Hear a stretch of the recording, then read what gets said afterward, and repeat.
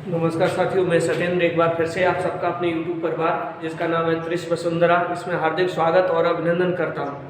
साथियों, हम आप सभी लोगों को रेगुलर वीडियो प्रोवाइड कराते हैं। आज की हमारी वीडियो आई, कल हमारी वीडियो आई थी, आज ये वीडियो बनाने जा रहे हैं। तो आपको एग्ज़ाम तक जो 25 दिसंबर का हमने टारगेट रखा है, वहाँ तक बहुत सारी वीडियो आपको उपलब्ध कराएंगे। सभी वीडियो को आपको ध्यान से देखना है, समझना है। एक एक वीडियो का एक एक क्वेश्चन इंपॉर्टेंट है, हर एक क्वेश्चन इंपॉर्टेंट है। वो सब इससे बहुत ज़्यादा हेल्प मिलेगी आपको परीक्षाओं में। जब आप परीक्षाओं में जाओगे तो बहुत ज़्यादा हेल्प मिलेगी इससे। तो चलिए साथियों, ज़्यादा कुछ न कहते हुए आप सभी लोगों को वही क्वेश्चन जैसे हम कराते आए पहले से, उन्हीं प्रश्नों को फिर से कराने के लिए जा रहे हैं। आज फिर आपके लिए टॉप 15 क्वेश्चन लेकर आए हैं, जिन अध्यायों को आपको देखना है, समझना है और पढ़ना है। तो चलिए साथियों, ज़्यादा कुछ न कहते हुए हम अपने प्रश्नों की ओर बढ़ते हैं। आप सभी लोगों से एक बात तो है ही कि चैनल को ज़्यादा से ज़्यादा हमारे चैनल को सब्सक्राइब कर लें, बेल आइकन को दबा लें। आने वाले वीडियो की नोटिफिकेशन तब भी आते रहेंगे आपसे। और शेयर किया करो अगर हमारी वीडियो अच्छी लगती हो। बहुत ज़्यादा सपोर्ट मिल रहा है आप सभी लोगों के, इस सपोर्ट के लिए आप सभी लोगों का बहुत बहुत धन्यवाद। तो चलिए साथियों, अपने वीडियो पर पढ़ते हैं, अपने क्वेश्चन पर पहुँचते हैं। आज का जो क्वेश्चन नंबर फर्स्ट है, इसको ध्यान से समझना है। क्वेश्चन ये कह रहा है कि पृथ्वी के चुंबकीय ध्रुवों पर नत्य कोण का मान होता है। पृथ्वी के चुंबकीय ध्रुवों पर नत्य कोण का मान क्या होता है? ये क्वेश्चन है आपके सामने कि नत्य कोण का जो मान होता है वो मान क्या होता है। ऑप्शन ए दे दिया गया 30 डिग्री, ऑप्शन बी दिया गया 45 डिग्री, ऑप्शन सी दिया गया 90 डिग्री और ऑप्शन डी कह रहा है 0 डिग्री। तो पृथ्वी के चुंबकीय ध्रुवों पर जो नत्य कोण का मान होता है वो क्या होता है? इस सवाल का सही जवाब मेरे साथियों है ऑप्शन नंबर सी। तो ध्यान रखेंगे, पृथ्वी के चुंबकीय ध्रुवों पर नत्य कोण का मान, पृथ्वी के चुंबकीय ध्रुवों पर नत्य कोण का मान 90 डिग्री होता है। अगला क्वेश्चन देखिए, दूसरा प्रश्न नंबर 2 को देखेंगे। दूसरा क्वेश्चन क्या कहता है, ध्यान से देखेंगे वीडियो को। आगे देखो क्वेश्चन ने क्या कहा है। क्वेश्चन ने कहा है कि चुंबकीय आघूर्ण का मात्रक क्या है? चुंबकीय आघूर्ण का मात्रक क्या है? ऑप्शन ए कह रहा है न्यूटन प्रति एम्पियर मीटर, ऑप्शन बी कह रहा है ampere into metre square, option C कह रहा है वेबर प्रति मीटर स्क्वायर, ऑप्शन डी कह रहा है हेनरी, ऑप्शन डी कह रहा है हेनरी, ऑप्शन ए कह रहा है न्यूटन प्रति एम्पियर मीटर, ऑप्शन बी कह रहा है ampere into metre square, option C कह रहा है वेबर प्रति मीटर स्क्वायर, ऑप्शन डी कह रहा है हेनरी। तो इस सवाल का जो सही जवाब है मेरे साथियों option number B. Option number B इस सवाल का सही जवाब है ampere into metre square. Ampere into metre square इस सवाल का सही जवाब है। अगला क्वेश्चन देखिए साथियों, क्वेश्चन नंबर 3। क्वेश्चन नंबर 3 क्या कहता है? चुंबकीय यामोत्तर तथा भौगोलिक यामोत्तर के बीच बना कोण है। चुंबकीय यामोत्तर तथा भौगोलिक यामोत्तर, चुंबकीय यामोत्तर तथा भौगोलिक यामोत्तर के बीच बना कोण है।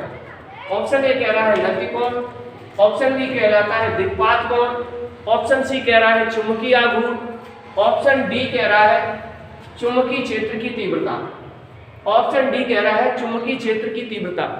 तो इस सवाल का सही जवाब देना है मेरे साथियों। ऑप्शन ए कह रहा था नत्य कोण, ऑप्शन बी आपको बता रहा था दिक्पात कोण, ऑप्शन सी कह रहा था चुंबकीय आघूर्ण, ऑप्शन डी कह रहा था चुंबकीय क्षेत्र की तीव्रता। तो चुंबकीय यामोत्तर तथा भौगोलिक यामोत्तर के बीच बना कोण क्या है?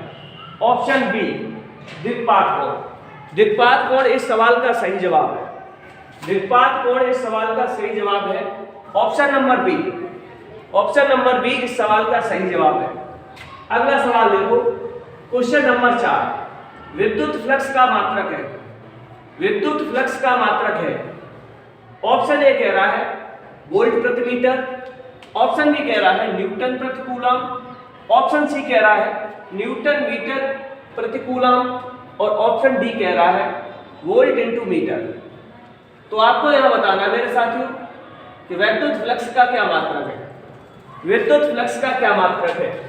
ऑप्शन सी इस प्रश्न का सही जवाब है। ऑप्शन सी इस प्रश्न का सही जवाब है।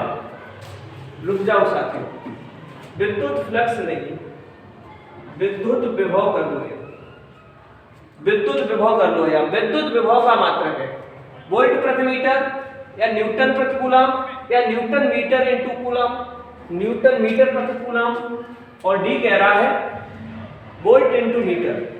तो इस सवाल का जो सही जवाब होगा ऑप्शन नंबर सी।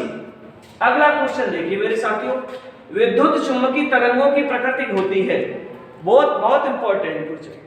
विद्युत चुंबकीय तरंगों की प्रकृति होती है, अर्थात किस प्रकार की प्रकृति होती है विद्युत चुंबकीय तरंगों की। ऑप्शन ए कह रहा है अनुप्रस्थ, ऑप्शन बी कह रहा है अनुदैर्ध्य, ऑप्शन सी कह रहा है अनुप्रस्थ एवं अनुदैर्ध्य, ऑप्शन डी कह रहा है इनमें से कोई नहीं। तो विद्युत चुंबकीय तरंगों की प्रकृति, हम आपको इस प्रश्न का सही जवाब बता देते मेरे लाडलो। इसका सही जवाब होगा अनुप्रस्थ। ध्यान रखना है, विद्युत चुंबकीय तरंगों की प्रकृति कैसी होती है, तो अनुप्रस्थ। विद्युत चुंबकीय तरंगे अनुप्रस्थ प्रकृति की होती हैं, तो इसका सही जवाब है अनुप्रस्थ। अगला क्वेश्चन देखिए, क्वेश्चन नंबर 6, विद्युत चुंबकीय तरंगे किस से उत्पन्न होती हैं? विद्युत चुंबकीय तरंगे किस से उत्पन्न होती हैं? ऑप्शन ए कह रहा है, ऑप्शन ए कह रहा है कि स्थिर आवेश से, अर्थात एक खड़े हुए चार्ज से ये उत्पन्न होती है। ऑप्शन बी कह रहा है नियत वेग से गतिशील आवेश, अर्थात एक ऐसा चार्ज जो एक समान वेग से गतिशील हो, जो एक समान वेग से गतिशील हो, ऐसे चार्ज से। ऑप्शन सी कह रहा है त्वरित आवेश द्वारा, एक ऐसा आवेश जिसके पास वेलोसिटी हो लेकिन कैसी हो, त्वरित गति हो। ऑप्शन डी कह रहा है आवेशहीन कण। तो इस सवाल का सही जवाब है मेरे साथियों question number C, option number C. Option number C इस सवाल का सही जवाब है। ऑप्शन नंबर सी इस सवाल का सही जवाब है। विद्युत चुंबकीय तरंगे किससे उत्पन्न होती हैं? त्वरित आवेश द्वारा। क्वेश्चन नंबर 7 देखिए, जब कोई तरंग किसी माध्यम में प्रवेश करती है, जब कोई तरंग किसी माध्यम में प्रवेश करती है तो उसका क्या परिवर्तन नहीं होता है? जब कोई तरंग किसी माध्यम में प्रवेश करती है तो क्या परिवर्तित नहीं होता है? ऑप्शन ए कह रहा है तरंग की आवृत्ति का परिवर्तन नहीं होता है। ऑप्शन बी कह रहा है तरंग दैर्ध्य का परिवर्तन नहीं होता है। ऑप्शन सी कहता है तरंग के वेग का परिवर्तन नहीं होता है। और ऑप्शन डी कह रहा है रस्सी में उत्पन्न तरंग के आयाम का परिवर्तन नहीं होता। ऑप्शन डी कह रहा है कि तरंग के एम्पलीट्यूड अर्थात आयाम का परिवर्तन नहीं होता। अब देखो, तो जब कोई तरंग किसी माध्यम में प्रवेश करती है तो परिवर्तन जो नहीं होती है वो तरंग की आवृत्ति परिवर्तित नहीं होती है, तरंग की आवृत्ति परिवर्तित नहीं होती है। ऑप्शन ए इस सवाल का सही जवाब है। ऑप्शन ए इस सवाल का सही जवाब है, तरंग की आवृत्ति परिवर्तित नहीं होती है। निम्नलिखित में से कौन सी तरंगे विद्युत चुंबकीय तरंगे हैं? नीचे कुछ तरंगे दिखी गई हैं, 4 ऑप्शन दिए गए हैं सवाल के, सही ऑप्शन आपको बताना है। सवाल यह है कि निम्नलिखित में से कौन सी तरंगे विद्युत चुंबकीय तरंगे हैं? ऑप्शन ए कह रहा है साथियों ध्वनि तरंगे, ऑप्शन बी कह रहा है ऊष्मा तरंगे, ऑप्शन सी कह रहा है जल तरंगे, ऑप्शन डी कह रहा है रस्सी में उत्पन्न तरंगे। तो कौन सी तरंगे विद्युत चुंबकीय तरंगे हैं? इस सवाल का सही जवाब आपको बता दें option number B. Option number B इस सवाल का सही जवाब है। ध्वनि तरंगे विद्युत चुंबकीय तरंगे नहीं है। जो साउंड वेव होती हैं वो इलेक्ट्रोमैग्नेटिक वेव नहीं होती है। ऊष्मा की तरंगे, हीट एनर्जी, हीट एनर्जी से जो वेव्स बनती हैं वह तरंगे। ऑप्शन सी कह रहा है वाटर में, पानी में जो हिलोरें पैदा होती हैं वो तरंगे। और ऑप्शन डी कह रहा है रस्सी में उत्पन्न तरंगे। तो इस सवाल का सही जवाब हो जाएगा मेरे साथियों option number B. Option number B इस सवाल का सही जवाब है। ऊष्मा तरंगे विद्युत चुंबकीय तरंगे हैं, न तो ध्वनि तरंगे, न ही जल तरंगे और न ही रस्सी में उत्पन्न तरंगे। अगला क्वेश्चन देखिए, क्वेश्चन नंबर 9, निम्नलिखित में कौन सी विद्युत चुंबकीय तरंगे नहीं है? निम्नलिखित में कौन सी विद्युत चुम्बकीय तरंगे नहीं है? पहले क्वेश्चन में पूछ रहा था कि कौन सी विद्युत चुम्बकीय तरंगे हैं, दूसरे क्वेश्चन में पूछ रहा है निम्नलिखित में से कौन सी विद्युत चुम्बकीय तरंगे नहीं है।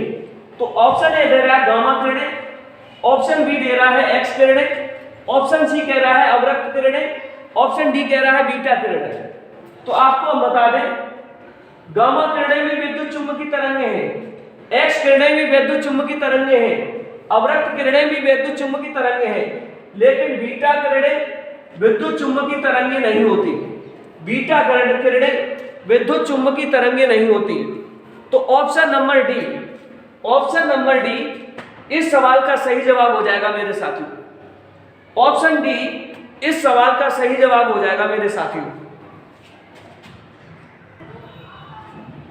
चलिए साथियों, अब बढ़ते हैं आगे के प्रश्न की ओर। अपने अगले प्रश्न की ओर बढ़ते हैं। अगला प्रश्न देखिए, ध्यान से पढ़ना है इसको।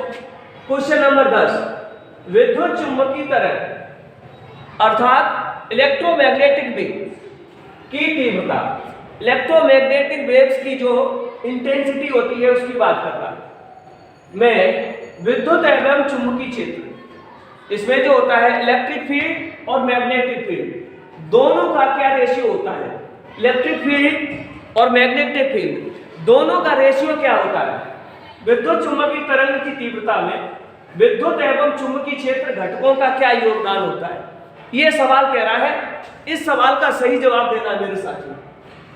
चलिए देखते हैं क्या सवाल जवाब होगा। ऑप्शन ए कह रहा है C/1, ऑप्शन ए कह रहा है C/1, ऑप्शन बी कह रहा है C²/1, ऑप्शन सी कह रहा है 1/1, ऑप्शन डी कह रहा है √C/1। जहां सी क्या होगी? प्रकाश की चाल। जहां सी क्या होगी? प्रकाश की चाल। तो मेरे साथियों, इस सवाल का जो सही जवाब हो जाएगा option number C. Option number C इस सवाल का सही जवाब हो जाएगा। ऑप्शन नंबर सी इस सवाल का सही जवाब हो जाएगा। अगले प्रश्न की ओर आगे बढ़ते हैं। क्वेश्चन नंबर 11, क्वेश्चन नंबर 11 इसका जवाब देना है साथियों। क्वेश्चन नंबर 11, क्वेश्चन 11 क्या कहता है? द्रव्य तरंग की तरंगदैर्ध्य, द्रव्य तरंग की तरंगदैर्ध्य निर्भर नहीं करती है। द्रव्य तरंग की तरंगदैर्ध्य निर्भर नहीं करती है। सवाल ये कह रहा है द्रव्य तरंग की तरंगदैर्ध्य, वेवलेंथ, वेवलेंथ की बात हो रही है। द्रव्य तरंग की तरंगदैर्ध्य ये डिपेंड नहीं होती है किस पर? ऑप्शन ए कह रहा है मास पर, द्रव्यमान पर, ऑप्शन बी कह रहा है वेलोसिटी पर, ऑप्शन सी कह रहा है मोमेंटम पर, ऑप्शन डी कह रहा है चार्ज पर, ऑप्शन डी कह रहा है आवेश पर। अब देखो, तो आपको बता दें द्रव्य तरंगें द्रव्यमान पर भी डिपेंड करती है। द्रव्य तरंगों की जो तरंगदैर्ध्य होती है, वेवलेंथ होती है, वो वेग पर भी डिपेंड करती है। द्रव्य तरंगों की जो तरंगदैर्ध्य होती है वो संवेग पर भी डिपेंड करती है। लेकिन द्रव्य तरंगों की तरंगदैर्ध्य कभी भी आवेश पर डिपेंड नहीं करती है। तो द्रव्य तरंगों की तरंगदैर्ध्य किस पर निर्भर नहीं करती है? आवेश पर निर्भर नहीं करती है। तो ऑप्शन नंबर डी इस सवाल का सही जवाब हो जाएगा मेरे लाडू। ऑप्शन नंबर डी इस सवाल का सही जवाब हो जाएगा मेरे साथियों। अब बढ़ते हैं अगले प्रश्न की ओर। क्वेश्चन नंबर 12, फोटोन का गतिज द्रव्यमान का, फोटोज का गतिज द्रव्यमान का सही सूत्र कौन सा है? फोटोज का गतिज द्रव्यमान का सही सूत्र कौन सा है? 4 ऑप्शन आपको दिए गए हैं। ऑप्शन ए दिया गया है hv/c, ऑप्शन सी कह रहा है hv/c², ऑप्शन सी कह रहा है hc/v और ऑप्शन डी कह रहा है c²/hv। ऑप्शन डी कह रहा है c²/hv। तो इस सवाल का सही जवाब ढूंढना है मेरे साथियों। तो देखिए option number B, option number B इस सवाल का सही प्रश्न हो जाता है। ऑप्शन नंबर बी इस सवाल का सही प्रश्न हो जाता है। अर्थात फोटोन का गतिज द्रव्यमान का जो सूत्र है वो सूत्र है hv/c², जहां h प्लांक स्थिरांक है, v आवृत्ति और c प्रकाश का वेग। चलिए साथियों अगले प्रश्न की ओर आगे बढ़ते हैं। अगला प्रश्न ये कहता है स्वप्रेरकत्व। अगला प्रश्न कहता है स्वप्रेरकत्व के मात्रक हेनरी के समतुल्य। स्वप्रेरकत्व के मात्रक हेनरी के समतुल्य निम्नलिखित में से कौन सा सूत्र है? ऑप्शन ए कह रहा है वोल्ट इंटू एम्पियर प्रति सेकंड, ऑप्शन बी कह रहा है वोल्ट इंटू सेकंड प्रति एम्पियर, ऑप्शन सी कह रहा है एम्पियर इंटू सेकंड प्रति वोल्ट, और ऑप्शन डी कह रहा है volt into ampere into second. तो क्वेश्चन नंबर 13 का सही जवाब क्या हो जाएगा मेरे लाडू? क्वेश्चन नंबर 13 का जो सही जवाब हो जाएगा option number B. Option number B इस सवाल का सही जवाब है। ऑप्शन नंबर बी इस सवाल का सही जवाब है। अगला क्वेश्चन देखिए मेरे साथियों, 1 सेंटीमीटर त्रिज्या के गोले को, एक धातु का कोई गोला है, जानते तो हो ही, धातु तो जानते होगे, धातु का कोई गोला है स्फीयर, क्योंकि अंग्रेजी ज्यादा जानते बच्चे हिंदी को नहीं समझ पाते। धातु का कोई मेटल का कोई एक स्फीयर है, ठीक है, उसकी रेडियस दे दी गई है त्रिज्या 1 सेंटीमीटर। 1 सेंटीमीटर त्रिज्या के धातु के गोले को 1 कूलाम आवेश देने से उसको चार्ज दिया जाता है 1 कूलाम। तो ये पूछ रहा है कि गोले के पृष्ठ पर कितना विभव होगा, गोले के पृष्ठ पर कितना विभव होगा। वोल्टेज की मान पूछ रहा है, विभव कितना होगा, कहां पर पूछ रहा है, पोटेंशियल पूछ रहा है पृष्ठ पर। तो विभव को निकालने का सूत्र हम आपको बता दें, V बराबर 1/4 pi epsilon not Q upon R। V बराबर 1/4 pi epsilon not Q upon R, जहां R क्या होगी, जहां R आवेश से उस बिंदु की दूरी, आवेश से उस बिंदु की दूरी जहां पर हमें विभव निकालना होता। तो हमको विभव कहां निकालना है, आवेश दिया, पूरे आवेश को केंद्रीकृत मान लो कि गोले के केंद्र पर पूरा आवेश है, बिंदु स्वरूप आवेश है, तो वहां से r मीटर की त्रिज्या, पृष्ठ क्या पहुंच जाता है उसकी त्रिज्या के बराबर। तो इसका सही सूत्र हो जाएगा V बराबर 1/4 पाई एप्सिलॉन नॉट का मान होता है 9 मल्टीपल 10 टू की पावर 9 मल्टीपल Q की वैल्यू देखिए, Q कितना दिया गया 1 कूलम, तो 1/r²। R की वैल्यू देखो 1 सेंटीमीटर, मीटर में जब बदल दोगे इसको तो क्या हो जाएगा, देखो हम आपको बदल के सिखा, 100 centimetre equal to 1 metre, 1 centimetre into 1/100 metre, 1/100 को लिख सकते हैं 10 टू की पावर -2 मीटर। तो 1 सेंटीमीटर 10⁻² मीटर होगी। यहाँ बात भी की है 1 सेंटीमीटर की, तो V बराबर क्या हो जाएगा 10⁻² का स्क्वायर कर देंगे। तो V बराबर मेरे साथियों 9 × 10⁻9, ओए स्क्वायर नहीं होता है, R है केवल। अब देखिए 1/10⁻², घात ऊपर पहुंच जाएगी, 9 मल्टीपल 10 टू की पावर 9 मल्टीपल 10 टू की पावर +2 हो जाएगी। तो 9 मल्टीपल 10 टू की पावर 9 और 2 11, 9 और 2 11, इतने वोल्ट का विभव पृष्ठ पर आएगा। 4 ऑप्शन दिए गए साथियों इस सवाल के, इस सवाल के 4 ऑप्शन दिए गए हैं आपको। पहला ऑप्शन देखिए 8 × 10⁻11 वोल्ट, दूसरा ऑप्शन कहता है 0.9 × 10⁻11 वोल्ट, ऑप्शन सी कह रहा है 9 × 10⁻11 वोल्ट। जी हाँ मिल गया, देख लिया ना, मिल गया, आपको मिल गया जवाब। तो 9 × 10⁻11 वोल्ट ये भी नहीं होगा। तो इस सवाल का जो सही आंसर है, इस सवाल का जो सही जवाब है ऑप्शन नंबर सी। अगले क्वेश्चन की ओर बढ़ते हैं। क्वेश्चन नंबर 15 देखिए, लॉरेंज बल का सूत्र क्या है, लॉरेंज बल का सूत्र क्या है।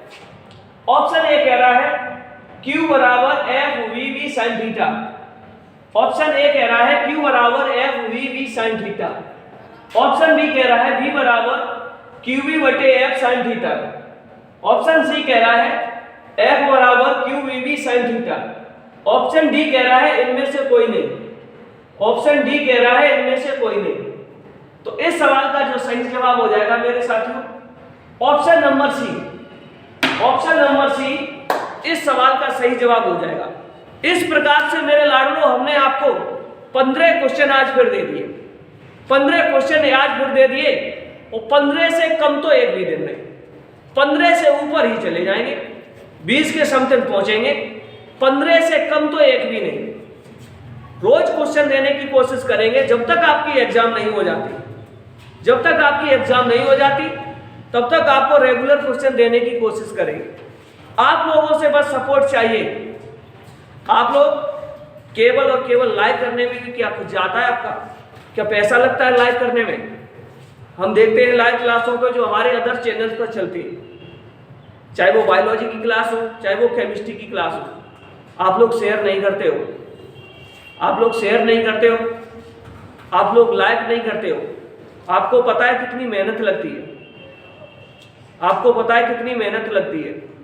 हम लोग आपके सामने क्वेश्चन तब भी लेकर आते हैं, आपको कोई वीडियो प्रोवाइड भी नहीं कराता है, केवल और केवल जानकारियों के लिए अदर चैनल चलाते हैं। चैनल चलाएंगे, सिर्फ और सिर्फ जानकारियां देंगे कि आज ये नोटिफिकेशन आया, आज ये नोटिफिकेशन आया, लेकिन पढ़ाने का मन नहीं होता किसी का। ये नहीं देखते बच्चों का फ्यूचर कहाँ जा रहा है। तो आप सभी लोग निश्चिंत रहिए, आपकी प्रिपरेशन इसी प्लेटफॉर्म पर होगी, बायोलॉजी की हो, चाहे केमिस्ट्री की हो, चाहे फिर फिजिक्स की हो, सबके अलग अलग चैनल बने हुए हैं। तो आप सभी लोग हमारी वीडियो अच्छी लगती हो तो प्लीज़ शेयर जरूर किया करो।